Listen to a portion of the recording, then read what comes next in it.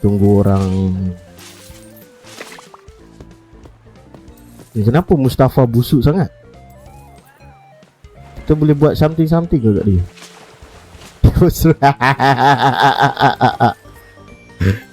Marah member. Tapi terus clean terus clean lah. Hilang lah dia punya busuk-busuk tadi. Function lah kan. Ada yang main free.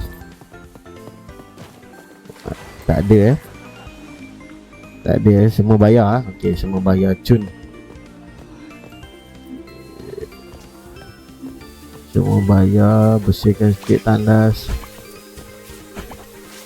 Kenapa tandas tertutup ni? Ada yang ingatkan tak ada orang. Okay, ada customer.